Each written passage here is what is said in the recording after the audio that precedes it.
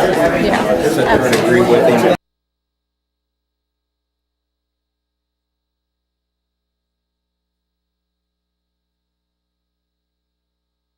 Let's begin. Good evening, everyone. I'd like to welcome you to the January 7th, 2019. Is that on? Yeah? Can you hear me? Well, the head back there can't see me, but if you'll turn me up, I'll try to be loud. We're going to open the meeting. This is a call to order. We'll have a roll call, please. Mayor Ryan.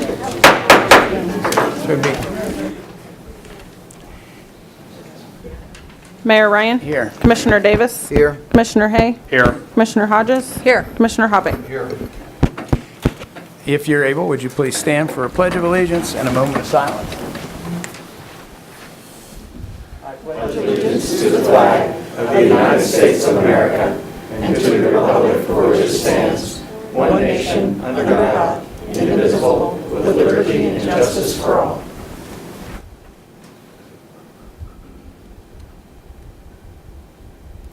Thank you all very much. Item 3 is awards and proclamations. We're ready for 3.1. Item 3.1, the month of January 2019 is National Slavery and Human Trafficking Prevention Month in the city of Salina. Sheila Beeson, DVAC Sexual Assault Victim Advocate, will read the proclamation.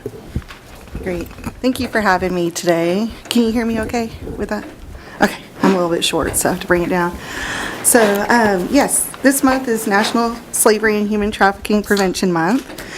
Whereas millions of men, women, and children are victims of human trafficking, which is the second largest and fastest growing criminal industry in the world.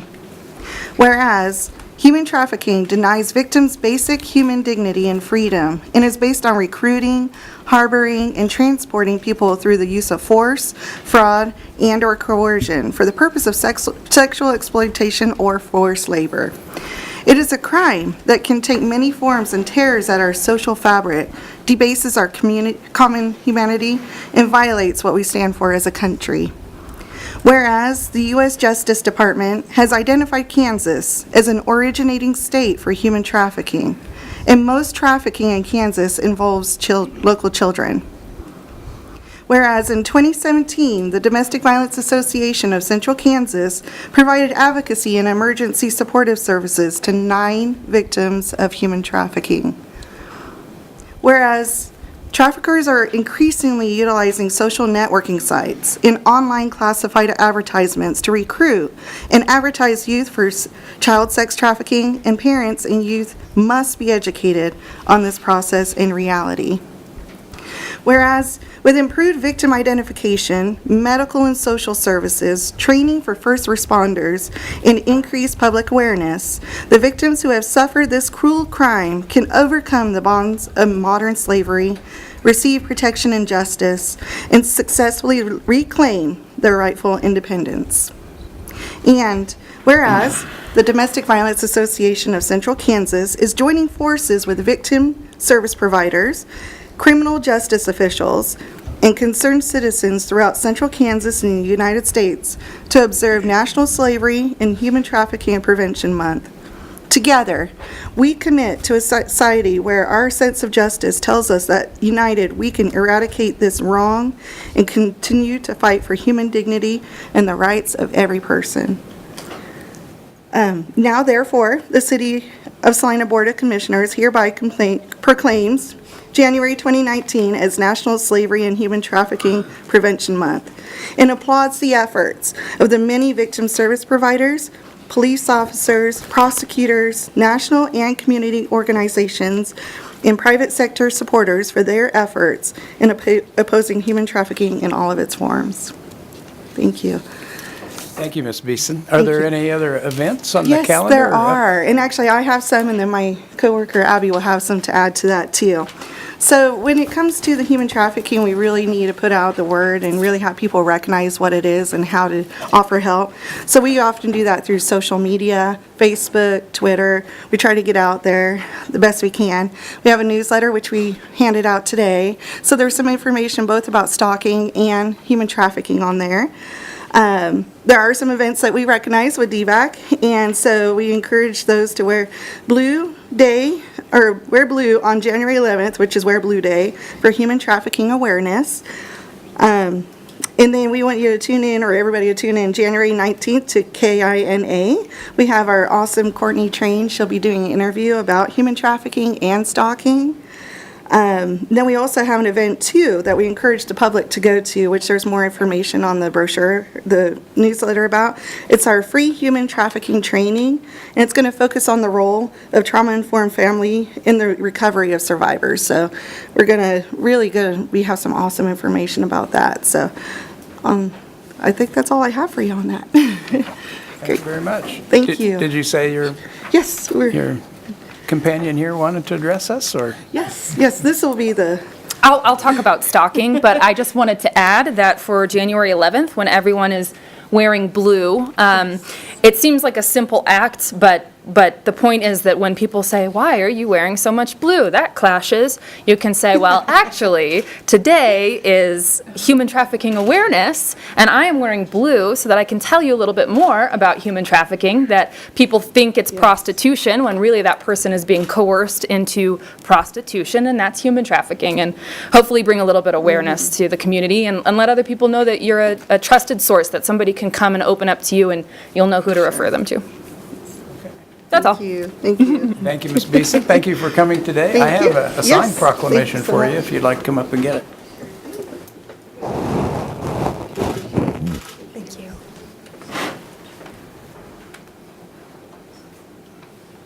Are we ready for 3.2? Item 3.2, the month of January 2019 is National Stalking Awareness Month in the city of Salina. Abby Hunter, DVAC Victim Advocate, will read the proclamation. Hello again. Thank you for letting both of us come here today on this beautiful Monday, as Mondays always are. Okay. National Stalking Awareness Month proclamation. Whereas we, the local council of the city of Salina, recognize stalking as an intentional harassment, a pattern of behavior directed at a specific person, causing that person to feel fear and endangerment for themselves or their family. The variation in stalking behavior ranges from hang-up phone calls to more direct threats toward a victim. The likelihood of injury increases when the stalking behavior escalates over time. Whereas under the laws of our city, state, and all jurisdictions in the U.S., stalking is a crime. Whereas the majority of victims are stalked by someone they know. 3 in 4 women killed by an intimate partner had been stalked by that same intimate partner.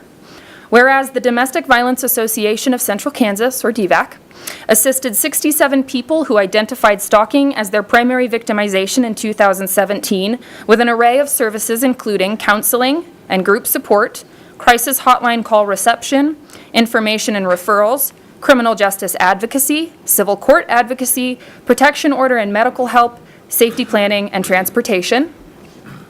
Whereas the Kansas Bureau of Investigation reports that 196 protection from stalking orders were filed in Salina County in 2017. Whereas the statistics do not represent the true incidence and prevalence of stalking for multiple reasons, including not all victims report the crime to law enforcement. Stalking is a tactic of domestic violence and sexual abuse, so it may not be reported as the primary form of abuse and victimization, although the victim has experienced stalking along with the other forms of abuse. Whereas many stalking victims are forced to protect themselves by relocating, changing their identities, changing jobs, and obtaining protection orders. Whereas many stalking victims lose time from work and experience serious psychological distress and lost productivity at a much higher rate than the general population. Whereas many stalkers use technology, such as cell phones, global positioning systems or GPS, cameras, and spyware to monitor and track their victims. Whereas communities can better combat stalking by raising awareness, adopting multidisciplinary responses by teams of local agencies and organizations, and providing more and better victim services. And now, therefore, the City of Salina Board of Commissioners does hereby proclaim January 2019 as National Stalking Awareness Month. Thank you, Ms. Hunter. Thank you. Anything else you'd like to add? Yeah, I'll just We don't have too much going on for stalking. We do like the community to know that we offer free community presentations upon request. So anyone in the community wanting more information, we will be there free of charge. We'll be on social media posting statistics and reminding people that stalking is a prevalent crime, that even though we want to be aware of it in January, really we should be aware of it all year long. We have our newsletter that we passed out that has both the information. And then on Saturday 19th from 9 to 10 on KINA radio, our advocate Courtney, she'll be going on there and she'll do a segment, a talk show about stalking and human trafficking. So you can learn a little bit more about it there. And a lot of people, since domestic violence is in our organization's name, don't realize that we do service victims who've experienced stalking by a stranger or an acquaintance, someone that they're not in an intimate relationship with. We don't just offer domestic violence services, so I always like to remind everyone of that.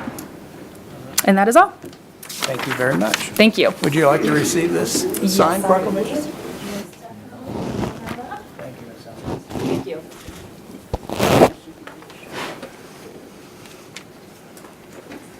We're ready for item number 4, Citizens Forum. Citizens Forum is an opportunity for anyone that'd like to address the commission on something not on the agenda today to do so. So if you have an opinion you would like the commission to know, please come forward. Hello.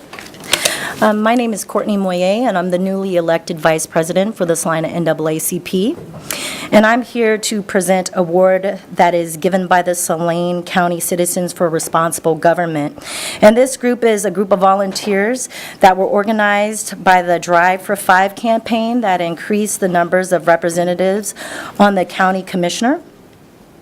And the procedure that they came about to select this awardee was through a referral snowballing sample method, and it came out of a planning committee. This was distributed through the city as well as the county, and the name that came up the most was John Blanchard. The polling results confirmed that John deserves the award because he is a true transformational leader in the community. John has worked on numerous projects, including a local grocery store, neighborhood development, inclusive activities, elected and served in a representative capacity, and the list goes on and on. And as a testimony for the popularity of this award for John Blanchard, the award was announced and posted on Facebook on December the 15th, and for the next 5 days, the post went viral for Salina, and with no advertising, reached nearly 4,000 people. So whereas the strength and success of a community is dependent on citizen and elected leaderships to encourage inclusion and participate in the improvement of the quality of life, community vitality, and substantial economic development, and whereas conventional wisdom left unexamined and unchecked tend to keep us on the same old path that people so desperately want to escape from. And whereas good government, includes community partnership and recognizes citizens as essential to building a vibrant, productive, safe, and healthy community. And whereas effective citizenship leadership involves making contributions to the community through volunteer efforts affecting the arts, environment, education, government, and social, health, or human services. And whereas citizen and former mayor John Blanchard has exhibited these qualities. Therefore, the Saline County Citizens for Responsible Government do hereby award the 2018 Salina Citizenship Award to Mr. John Blanchard. Thank you for your comments.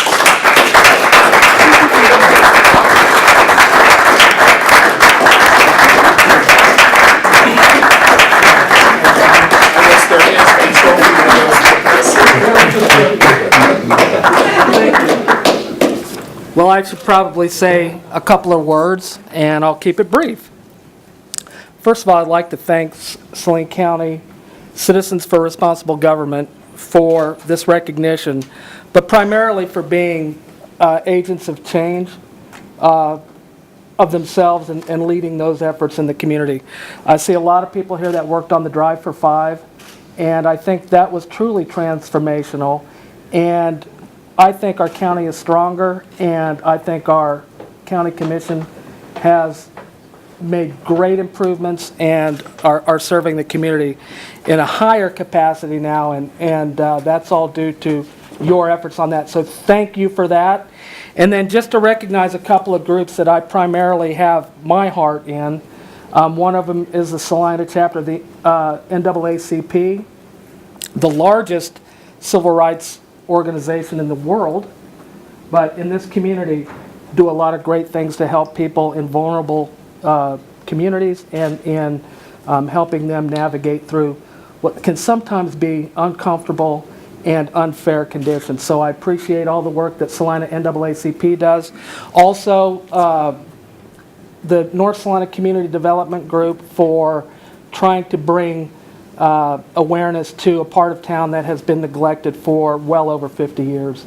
So those two groups I've been directly involved. I'm also follow quite directly and also believe highly in the mission of the Salina Area Workers Coalition that work for the rights of workers and try to help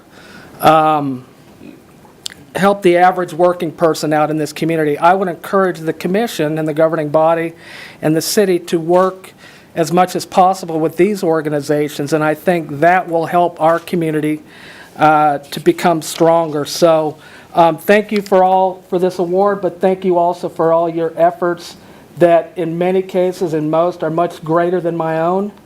But I look forward to continuing the hard work for equality and equity that all of us strive to achieve. So thank you all very much.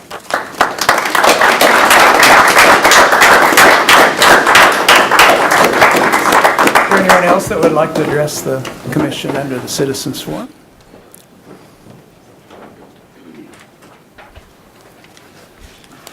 Good afternoon, Commissioners and Mayor. My name is Randall Hardy, 816 Highland Avenue. I'm the state senator for the 24th District, which includes Saline County and the northern half of Dickinson County. And I'm here today to clap for Commissioner and Mayor Blanchard, but I'm also here to admonish the Commission to visit Topeka. I am going to be loading up my car on Saturday, and I'll be moving in, and session starts on the 14th, on Monday. But I'm looking forward to January 23rd, which is Local Government Day. And I would hope that there'll be a car full of city commissioners and county commissioners in Topeka that day to visit with our local legislators and to network, to talk about issues. And as you may or may not know, I have just been appointed to be vice chair of the Ethics, Elections, and Local Government Committee. And I share an office with the chair of that same committee. So if there was ever a year to get things done from the commission level, this is a good one. So to keep, I'll go to bat for the city commission every day of the week on that committee. And so if we have issues, if we have bills, make sure you're in contact with me. I'm happy for you to have my cell phone number as well as my office number.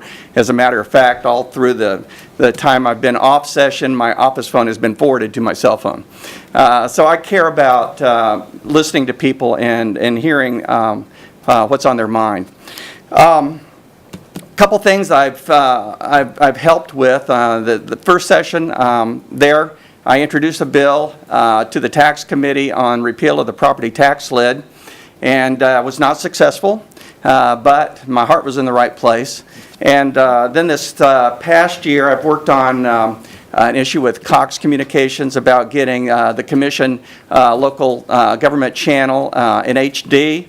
I'm still working on that, and I watched over the Star Bond process. As you know, it was on a little bit of shaky ground last session, and I was there monitoring it daily to make sure that Salina was not adversely affected by any decisions that were made in Topeka.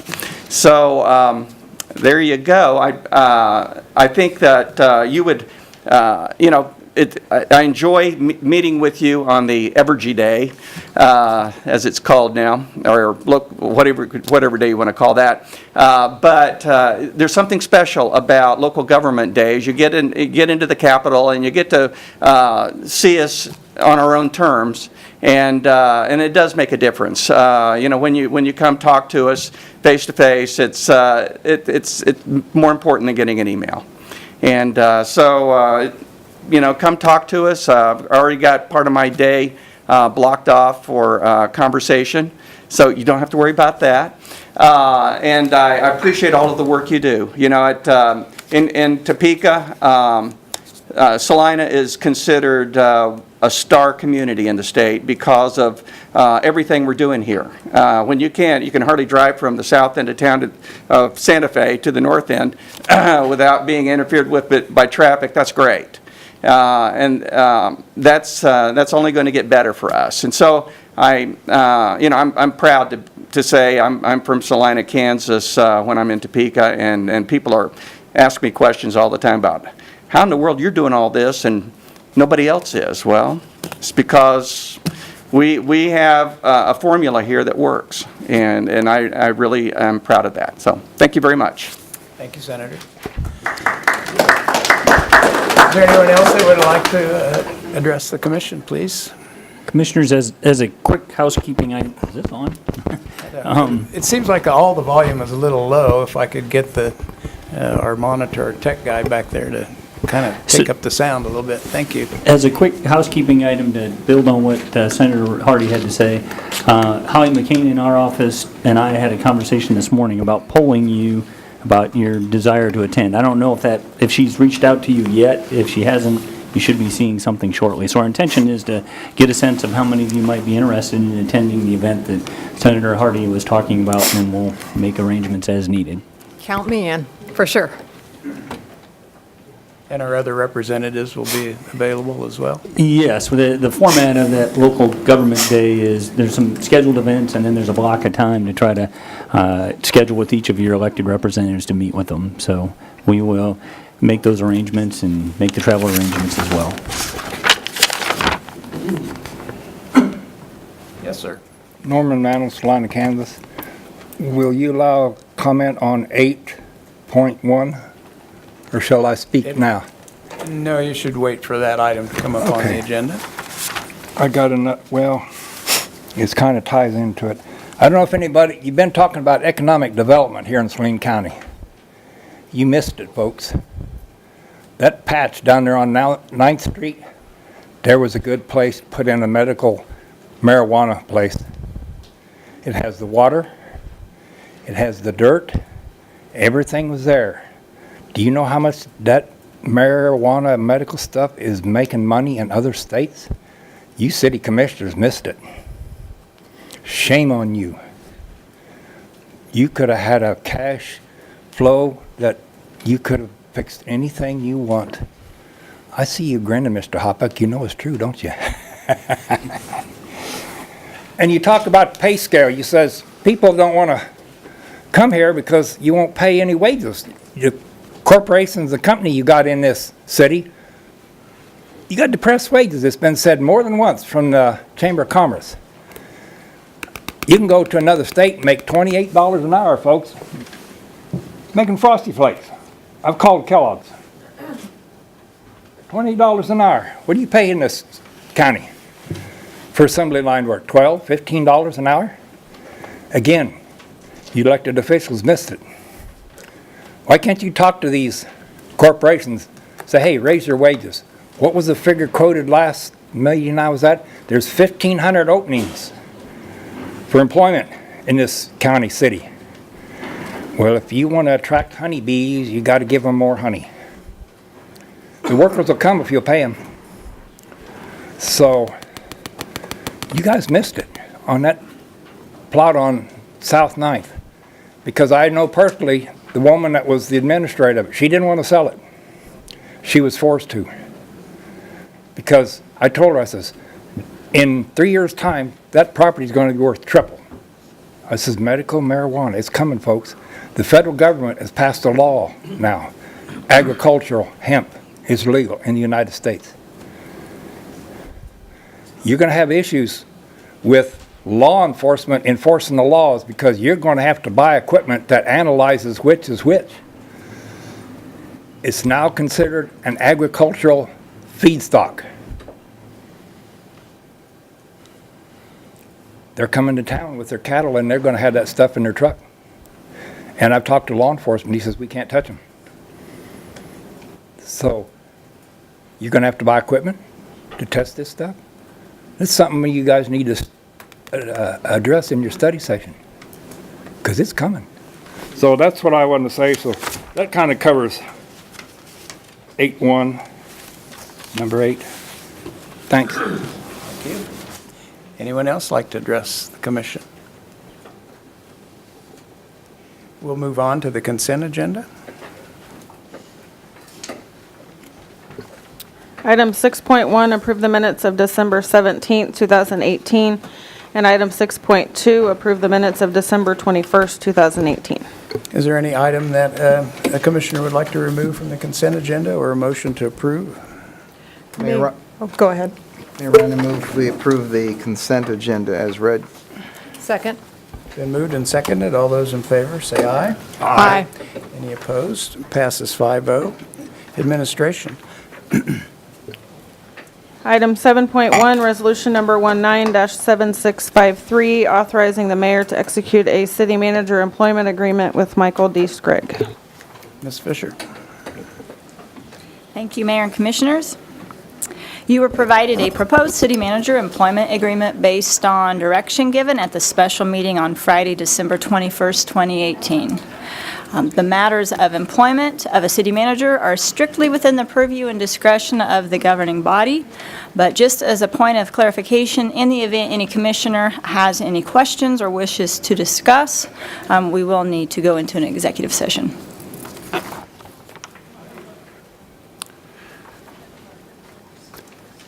Mayor, I'm sorry. Mayor, if I may, Mayor and Commissioners, at your place, you'll see what is the proposed final version. Only changes are there under Section 4. We recognize that with the elimination of the additional subsections, that you now just have one subsection, eliminating the need for the heading that was previously there, and 2 other typographical corrections that have been made. I guess I should add that the formatting is also such that the attestation by the city clerk is no longer stranded on the last page. So extended the margins and got Shandy in on page 5. Any question about those clarifications, or does any commissioner think we need an executive session to discuss some aspect of the terms? Would the public like, did one of the commissioners, did you say something? Oh. Is there anyone from the public that would like to address this item?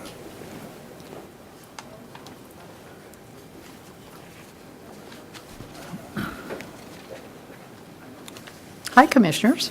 Good afternoon. I'm Kate Crawford, Shandy. First of all, I want to thank the City Commissioners for their considered decision in offering a contract for city management to Michael Scrigg to be Salina's city manager. I particularly understand those decisions are not made lightly, and I appreciate the leadership by Mayor Ryan and Vice Mayor Davis, Vice Mayor Davis, who will soon be mayor. I believe it's a very good decision. I've had the unique opportunity to have worked with Mr. Scrigg both from the staff level and as commissioner and mayor. As a staff member, I reported to Jason Gage, but I was also able to view the ethics, integrity, and moral conduct, along with very hard work that Mike Scrigg did. I believe he offers the city of Salina consistency and leadership that it needs. He's very familiar with the downtown project, knows the city employees, and I believe will assist Salina in moving forward. Once again, thank you for that decision. Thank you, Ms. Crawford. Anyone else like to address the commission? Joan Ratzla, Salina. I was part of the focus groups that, from the citizens that were invited to express some preferences for characteristics and skills and so forth for the next city manager. And, that met with the consultant. And my understanding was that he provided a written summary of what the different focus groups had to say, and that he provided that to the City Commission at Mayor Ryan's request. And I think that, at least as far as I know, none of the people in those focus groups got any feedback, and I think that that would be a good practice to follow when citizens are giving their time and providing their input, that there be some feedback.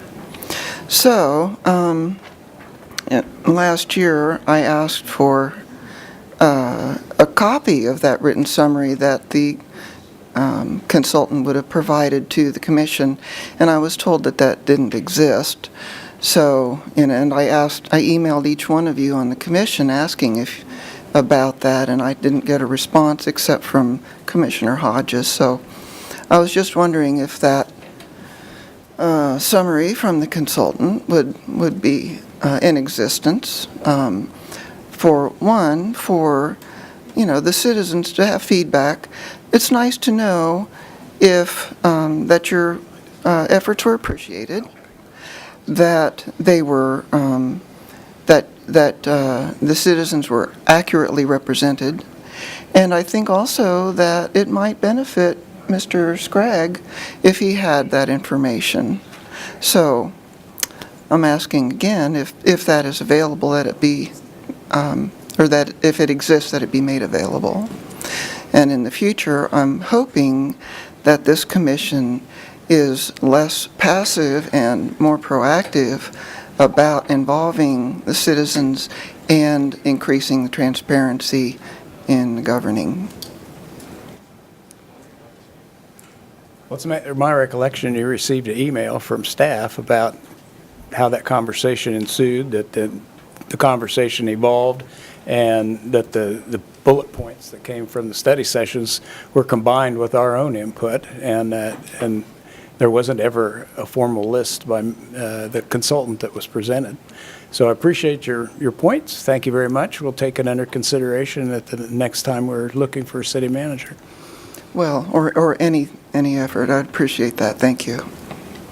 And may I just say one thing, since you did mention me by name? I'm sorry. I don't recall seeing the correspondence that responded to your request, which in my opinion is entirely reasonable, and I had already shredded my my documents at that point. I don't recall seeing that per se, but your point is well taken about how I really think that, that provides a snapshot of at least what some important stakeholder groups considered to be great characteristics and kind of an aspirational goal for our new city manager, and I'll do my best to run those down. Thank you. And I might also add that the official advertising brochure for the position, which is probably 6 or 7 pages long, has one page dedicated solely to the recommendations of the focus groups. So it actually serves as our starting point, for what we expect of the city manager, and truth be told, served as a blueprint for the great decision that we made. I appreciate that. I asked for that document because Mayor Ryan had requested it from Mr. Davis when he was standing at this podium after he met with the group. Of course, he didn't have it right then, but he said that he would provide that later. So I didn't know the status of it, and had not heard anything back about the focus group's involvement, and so I guess those got distilled into that flyer. We can certainly see if it exists. I mean, Right. It'll be a good document for us to look at I during the know year. it was asked for, but there was, I don't know if you ever really got it, so, thank you very much. Other comments from the public? We'll come back up here. I think we're ready for action. Mr. Mayor, I make a motion that we approve resolution number 19-7653, resolution authorizing the mayor to execute city manager employment agreement with Michael Schrag. Second. It's been moved and seconded. Could we have a roll call, please? Commissioner Davis? Aye. Commissioner Hay? Aye. Commissioner Hodges? Aye. Commissioner Hoppick? Aye. Mayor Ryan? Aye. That item passes 5-0. Congratulations, Mr. Chair.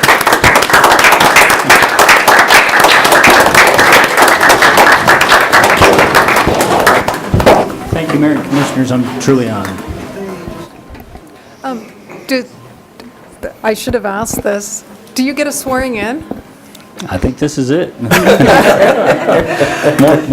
More swearing in than swearing in. Well, you know me. I'm fine with the swearing part. I just want to make sure. Yes, swore Yeah. Congratulations. Yes, congratulations, Mike. Absolutely. Item 8, development business. Item 8.1, 9 South Edition, 8.1A, consider acceptance of the proposed right-of-way, utility easement, and drainage easement dedications on the final plat of the 9 South Edition. 8.1B, second reading ordinance number 18-10926, changing the zoning district classification on a 9.23 acre tract of land located on the east side of South 9th Street, north of Sam's Club, from A1 agricultural to C3 shopping center district. Mr. Andrew, good to see you before 5 o'clock. Glad to be here. The Dooley property, or what we commonly refer to as the Pumpkin Patch, is out on the east side of South 9th Street. It first came into the city in 1971. It's never been platted. It was put up for auction in 2017, was purchased by 9 South Development LLC. And in early 2018, they filed an application to rezone the entire tract from agricultural to C3 shopping center district and submitted a preliminary plat of that property. That preliminary plat was reviewed and approved by the Planning Commission on February 6, 2018. They also recommended approval of the zoning change. You concurred with that recommendation and approved an ordinance on first reading rezoning this property in March of 2018, subject to satisfactory platting of the property. So they have now come back and submitted an application for final plat approval. The property that's going to be platted is bordered by South 9th Street on the west, the Marketplace Apartments on the north, a row of homes facing Highland on the east, and Sam's Club Shopping Center on the south. The proposal is to divide this into 4 commercial building lots with an area on one of the lots set aside as a stormwater detention basin. The front 50 feet of the property would be dedicated as a public frontage road and would allow for the extension of the missing piece of Marketplace. So with that dedication, the net buildable area is 8.83 acres and it's 458 feet deep.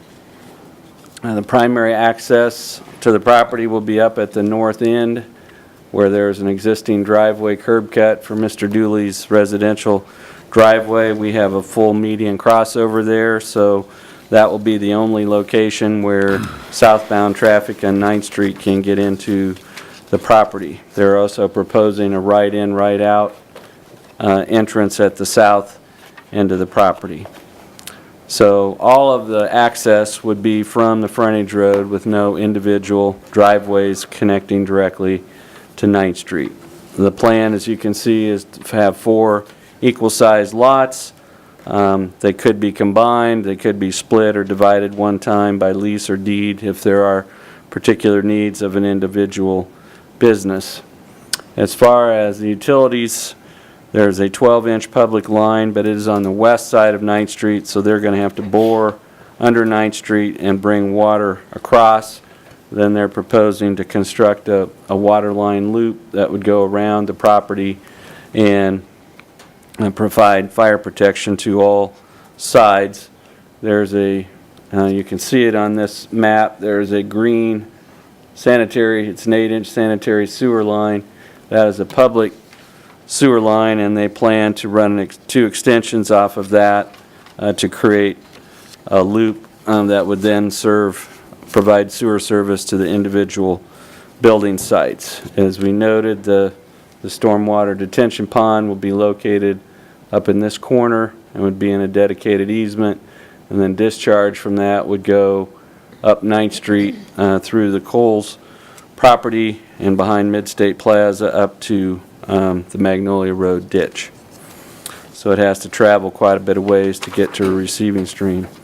As far as your action tonight, the dedications that are being offered are right-of-way for Marketplace, that would be 50 feet of right-of-way, utility easements for local and public utility providers, a drainage easement for stormwater pond, and then restricted access would be retained on South 9th Street except for the 2 openings. And so, as far as the public improvements, on December 17th, right before Christmas, the City Commission approved the use of special assessment financing to finance the public improvements, the water line, sewer line, and street extensions. That will be coming back to you in the form of an actual formal benefit district. But the Planning Commission approved the final plat of this property, subject to a number of conditions, and staff would recommend that the City Commission approve a motion accepting the offered right-of-way and easement dedications and authorizing the mayor to sign the plat on behalf of the city. With that, I'd be open to any questions. If you take favorable action on accepting the plat dedications, then the next item is second reading of the ordinance that would finalize the zoning change. Questions for Mr. Andrew? Oh, I've got one. I just had a question about the drainage and the detention pond. I think if I wanted to make sure I understood correctly from reading the Planning Commission's minutes, the actual plan and for that detention pond and making sure that there's covenants or an agreement or whatever signed off on, does that come at the point of when they submit the site plan? That would come at the point when they have their first proposed development. Before any development move forward, we would make sure that those covenants or reciprocal easement agreements are in place. In a lot of cases, we have those where Menards is, where Kohl's is. Sometimes it's difficult to get those in order until you know who the parties are or who the principal party would be. In the case of the pond that's behind the Kohl's development, Kohl's is the principal party, but Buffalo Wild Wings, the Shoe Carnival, Longhorn Steakhouse, they all contribute funds to help maintain that pond. And so what they're probably looking for, and we have been discussing with them, as soon as they get what they consider to be their lead tenant, then that would be the time to move forward and get that in place. But there will be covenants in place that will, one, place that responsibility on them, and secondly, will allow that if maintenance is not done, that the city can step in and perform whatever maintenance is necessary and assess the cost back. Thank you. Other questions? Thank you, Mr. Andrew. Anyone from the public like to address this item? There being none, we'll bring it back up here for discussion or action. Mayor Ryan, I move we accept the proposed right-of-way, utility easement, and drainage easement dedication on the final plat of the 9 South Edition. Second. Been moved and seconded. All those in favor say aye. Aye. Any opposed? 81A will pass 5-0. 81B.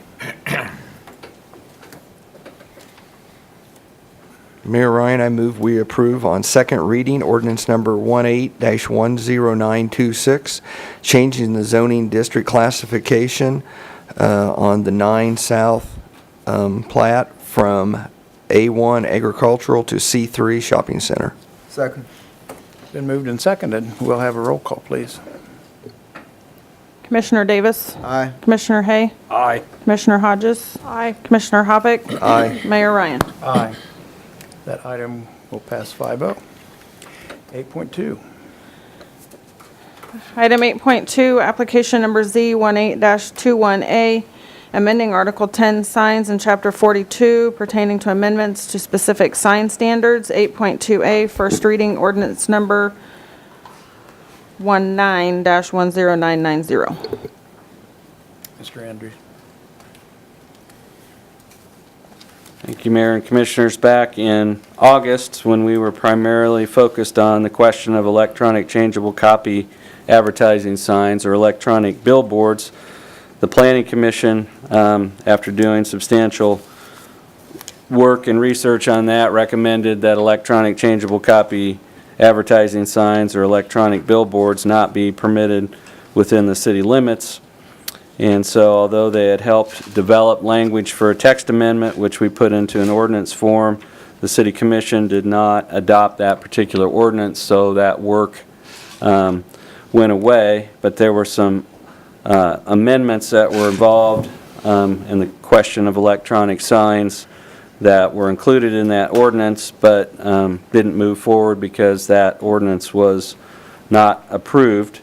And some of those items involve clarification of the zoning districts where on-premise electronic changeable signs are allowed, clarifying the language that those types of signs are not allowed in the central business district, but it created an exception for historic downtown theaters, subject to Heritage Commission review and approval.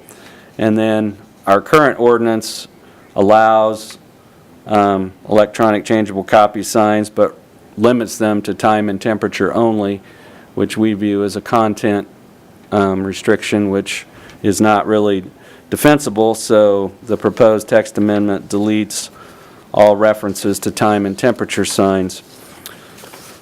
While we were working on that, there were some discussions with the Planning Commission about what staff's response would be if there were complaints about a sign being too bright. And our response was, we can't really enforce anything as regards to brightness because we don't have an objective limit on brightness. So we did quite a bit of research, and we found that a number of communities in Kansas set limits on brightness. The International Sign Association recommends limits on brightness and provides quite a bit of technical information about that. And we found that the most common method of measuring brightness is to limit the brightness to 0.3 foot candles, and that would be measured not from the sign itself, but you would be measuring the light spill on a neighboring property. So if you had an electronic sign and there was a house nearby or across the street and they complained about brightness, you would go over and measure what the brightness is at a prescribed distance from the sign and see if it was above or below 0.3 foot candles. So after all that discussion, the Planning Commission recommended that that be included in the text amendment as well. And there was also discussion about providing an affidavit that the sign operators would sign at the time they apply for a sign, agreeing, acknowledging that they've read and understand our limits on brightness and operation of electronic signs and agreeing to comply. So those were the two elements that were added. And then as a result of all the discussions about the billboards and KDOT's new prohibition on advertising signs in agricultural zone areas, we couldn't see any reason to continue to allow billboards in agricultural areas if they weren't going to be approved by KDOT. So the section 42.516 has been amended to clarify that billboards are no longer allowed in agricultural districts. And just to give you an idea, the Salina Soccer Complex, East Crawford Recreation Area, and Municipal Golf Course are zoned A1, which theoretically would allow them to have billboards today. This would eliminate that possibility. So we still have the exception that allows for electronic advertising signs within 200 feet of an interstate highway, and we have one permit that we've received that we have approved for that out at West Crawford and I-135. But the policy questions, the biggest two presented are, do you want to have the City of Salina have a brightness limit for signs, and are you supportive of using the affidavit that would require sign operators to read and acknowledge that they agree to operate their sign in conformance with our standards? So with that, I'd be open to any questions that you have. We have a draft of the affidavit. I also wanted to point out, if you've looked at the minutes, there's a woman by the name of Cindy Proett from Hutchison who works for Luminous Neon, and she faithfully attended and spoke at every Planning Commission hearing from August through December.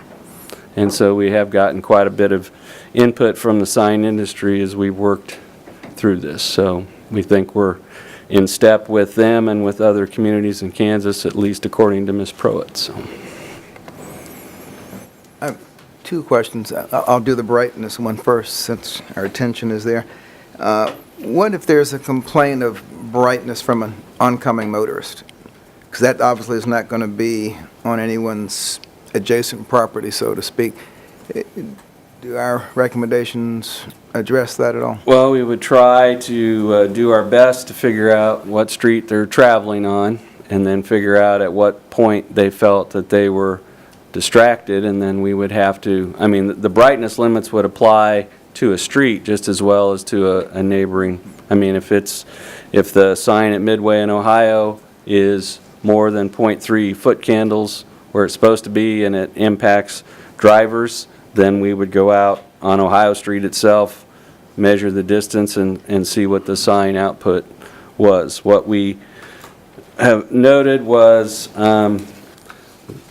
the measuring the sign itself is done in nits. It's extremely complex, and a nits meter usually costs over $10,000, whereas measuring at a distance using a light meter, light meters can be purchased for less than $100, and even a planner can run one. That was my question, if we had the equipment necessary to enforce this, so. Yes, it would require, if we got into the business of measuring brightness, it would require staff to purchase a light meter, which we don't currently have. So if it's helpful, the red text on the screen is the formula that Mr. Andrew is referring to, and it establishes the 0.3 foot candles, and then the distance is the equation of the product of the square root of the sign copy area times 100. So I don't know what, if you think of a 4x8, 32 square foot sign, and if I've done my math right, that's about 565 feet away. It would be the measuring point. If you take the square root of 32 times 100, I think. So the good news is in your information you have in your packet, the International Sign Association has pre-calculated all those for the various types of signs, so we're going to primarily rely on that. But the reason for using a formula like that is because it's going to vary based on the size of the sign. And so rather than trying to come up with one size fits all, you have to have a formula that varies based on the square footage of the sign, because the sign at Midway in Ohio is going to have more output than a 2x8 sign. So.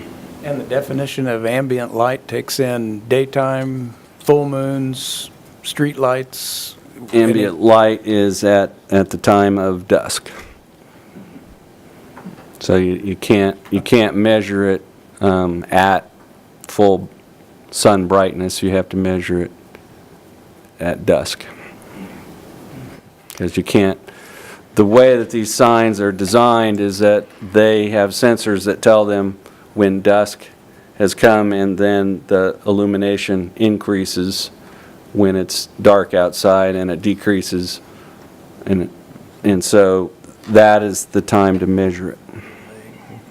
And second question, and I would not even have been aware of this a year ago, but regarding the refresh rate, I know there was discussion in the first part of this about refresh rate, and said, oh, good, this is going to be included in here too. And then I noticed it got dropped out. What was the thought processing that led to not adopting a formal standard for the refresh rate? I think that it was that they felt that brightness had more of an impact in terms of being distracting than the dwell times. And then we included that in there so that we could have this discussion today.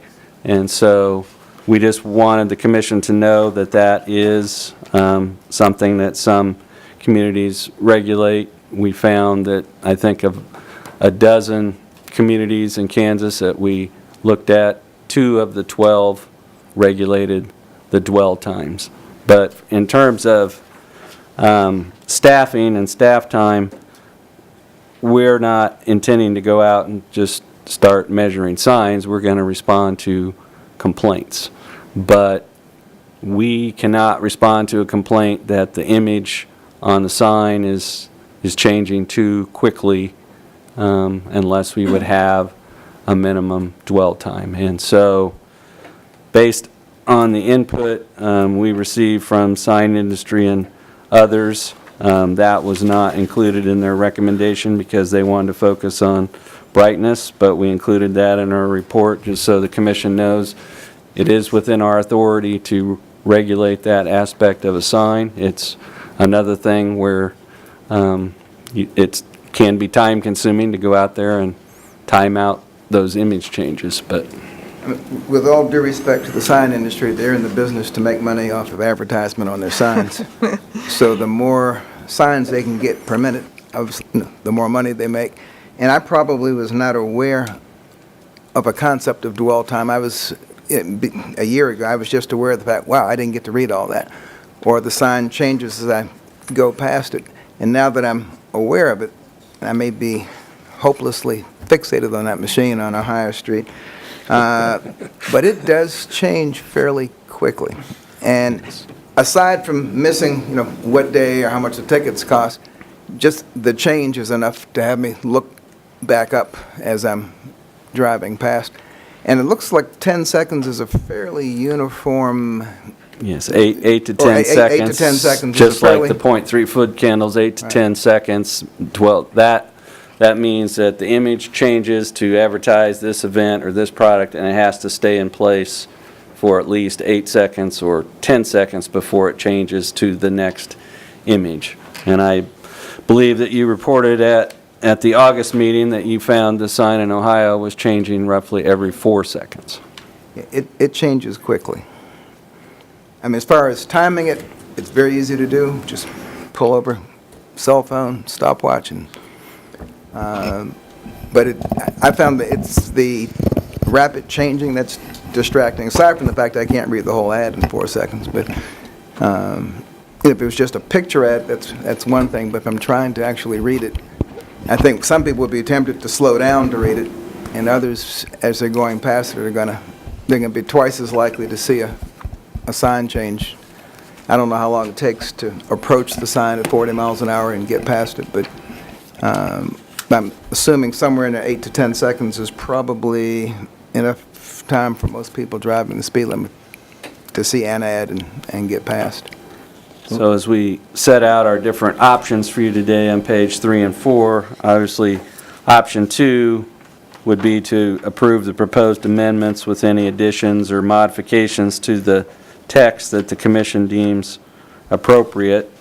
And then option 3 would be to send this back to the planning commission and ask them to work with staff on changes. So You would probably, if there's an interest in that, we would have to have either 4 commissioners who would want to add language relating to dwell times today, or if that's an item you want staff to work on more, then that could be sent back to the Planning Commission for additional work on the dwell times aspect. I think you guys have probably done the work already. I don't know, I mean, tribute to your preparation. I don't know how much more work you could actually do on it. It would more just be a matter of where, how to structurally place it in there, and, I mean, it would basically be, if you give us the policy guidance of what you want to do, then we'll figure out how to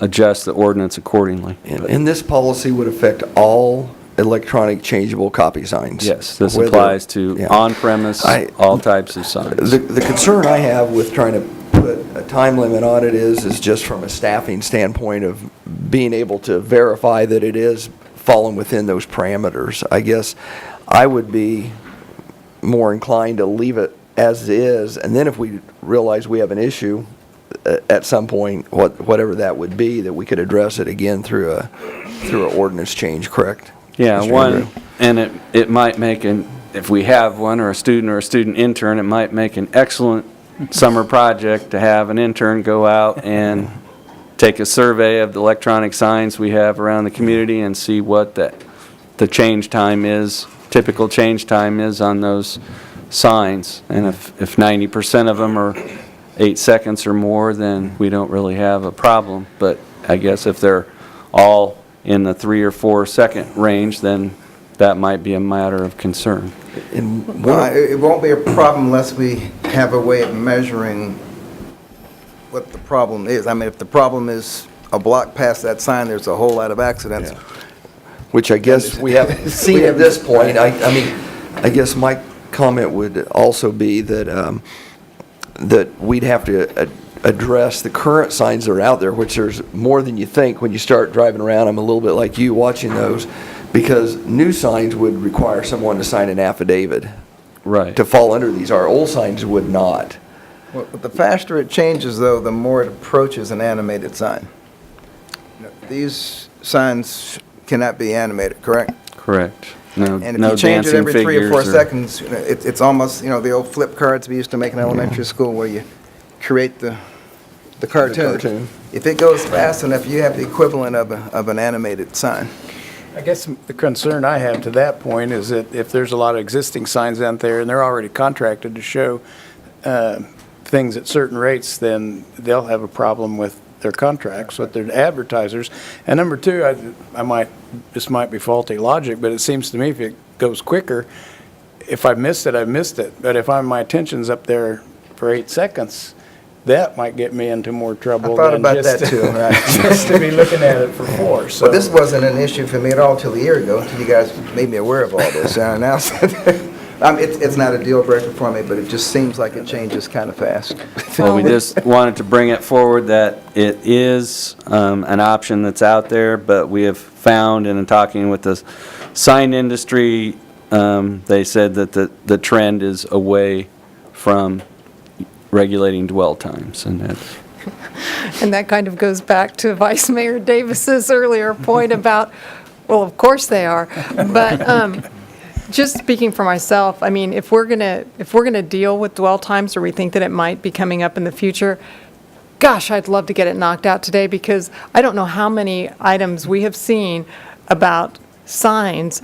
I don't know if Commissioner Hoppick and Commissioner Hay were in for the initial stuff, but man, we have spent a lot of time talking about signs, and if it's go time on dwell time, then I'd just as soon, knock it out, and hopefully we won't have to talk about signs again for a year or two.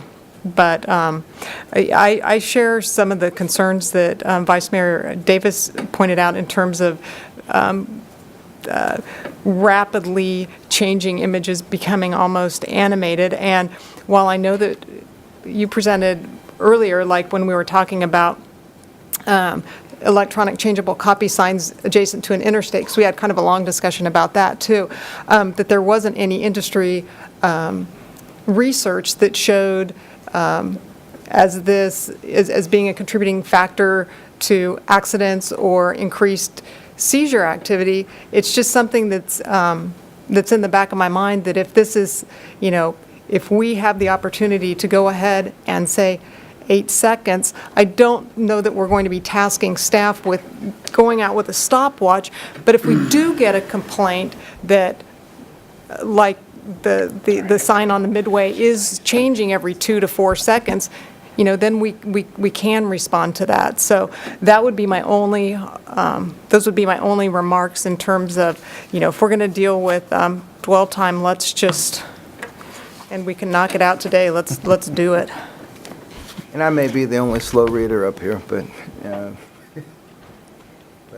anyone else thinks there should be dwell times, make a motion. Otherwise, I'll sit here quietly.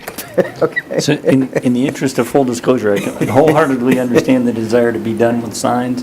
You may recall that Gilbert v. Reed... There's more? There could very well be.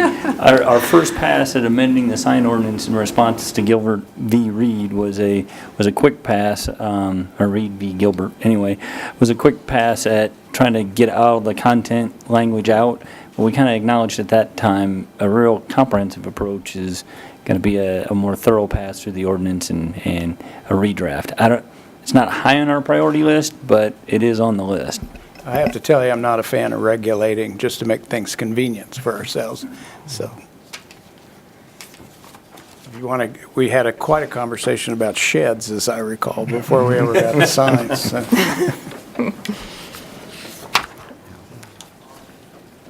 Any more questions for Mr. Andrew? So the option 3, or option 1 would be to approve the amendments to the sign regulations as developed by the Planning Commission and contained in the ordinance that's before you. Option 2, you could approve the amendments and additions with any additions or modifications to the text that you thought was appropriate. To do that at today's meeting would require 4 of you to agree with those additions or modifications, or you could send this back to the Planning Commission and ask them to take another look at dwell times, but those would be the 3 primary options. Since the Planning Commission did not recommend dwell time regulations, it would take 4 votes at today's meeting to do something different than that, so. Just one last, if a sign just flashed a word, I'll just say shop here, green, then red, green, then red, the same word, but it just changes its color. Are those considered That would be different? considered a flashing sign that we would consider to be in violation of the blinking or flashing. And that's, occasionally, signs will malfunction, and I hate to pick on the Speedy Cash all the time, but that was one of the earliest signs and malfunctioned frequently, so they had a lot of occasions when they were blinking or flashing because it wasn't working properly, and so they got a lot of attention.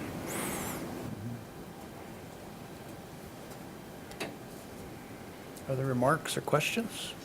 Is there anyone from the public that would like to address this item? We'll bring it back up here for action. I'm going to make a motion. We'll see. Mayor Ryan, I move we approve ordinance number 19-10990 on first reading as proposed by this Planning Commission. Second.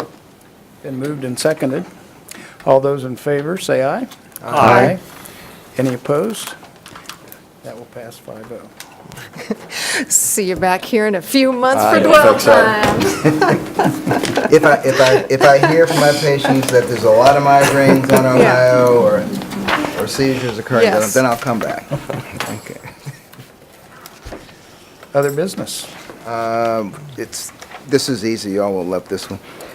One of my patients was in the hospital with a stroke, and I was talking about what she was going to do when she had to go home and how she was going to get in the house and around the house. And I said, boy, you're going to need a ramp. She says, Ann Bucks already did it last weekend. And I just want to thank, I know, got two of them in the room here. I don't know who else here was a member of AMBUCS, but it's so nice just to, have a service that at least I just sort of take for granted here in town, that a lot of places don't have, but it's a real community treasure and really appreciate it. And I happen to know they're approaching 300 ramps built in the community, so It's they'll unbelievable. do one or two a That's weekend. fantastic. It's pretty impressive. Great. Other comments? Is there a motion to adjourn? So moved. Second. Been moved and seconded. All those in favor say aye. Aye. Any opposed? We're adjourned.